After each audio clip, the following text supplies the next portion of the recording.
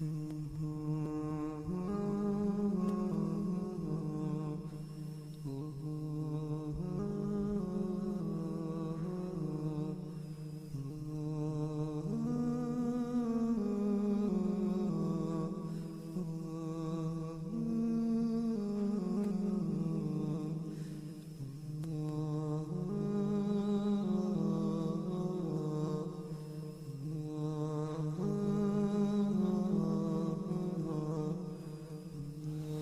was in Afghanistan, in Herat, western Afghanistan, and I rode in late autumn over the Hindu Kush mountains to Kabul.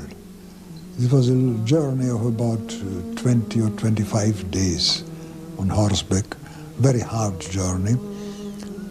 And on one occasion, my horse lost a shoe. So I was obliged to go off my road to a village nearby and had the shoe replaced by a smith. It happened so that the district governor there learned of the visit of a foreigner and invited me to spend the evening and the night in his house. He was a very friendly man. At that time I spoke Persian fluently after nearly 2 years in Persia and in Afghanistan. So conversation was easy. We were sitting after dinner and talking about various things, and naturally we came to talk about Islam. And I spoke quite bluntly to him. I told him, "You Muslims are a very strange people. You have the best ethical guidance possible in the Quran. You had the best guide in your Prophet Muhammad.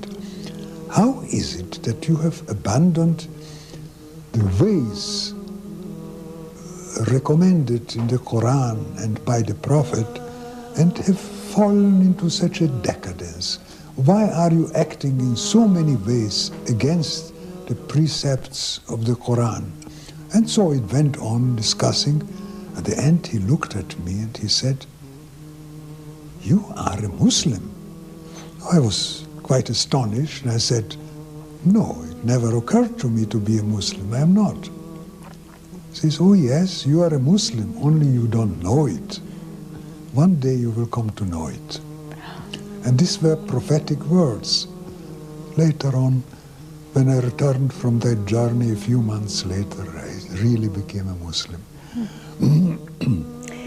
Could you describe for us the actual event of your becoming a Muslim and how that took place? Yes. After my return from my second long journey to the Muslim world, I was living in Berlin and started reading the Quran in translation. One day, I was discussing it, of course, often with my first wife, who was a German, older than me, and who was equally interested in Islam. And one day we were traveling in the underground in Berlin. And this was in the year 1926. It was a year of great prosperity in Central Europe after years of misery and inflation.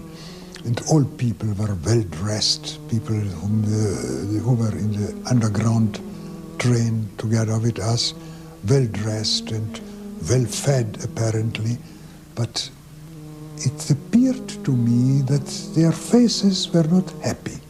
And I looked from one to the other and saw there is unhappiness in these people. They are oppressed. And I turned to my wife, who was, by the way, a painter and accustomed to observe faces, and I said, "What do you think of the faces of these people?" And she said, "They are unhappy." Same impression she had. When I came home, I could not explain to myself why it was, because, as I said, it was a prosperity year in Central Europe. I happened and to find an open copy of the German translation of the Quran on my desk, which I had left before going out. And I took it up, and the first which my eye came upon was a surah, Al-Hakum Takathuru, which in German is, you are obsessed by, I'm translating this now into English, you are obsessed by striving for more and more until you go down to your graves. Oh, you would, if you would but see it, and again, if you would see, and then you will see one day that you are in hell, and on that day you will be asked, what did you do with the boon of life? It came to my mind that this is the illustration of our present modern life. People are unsatisfied, wanting more and more material goods, and are unhappy, and they do not see that they are living in hell now.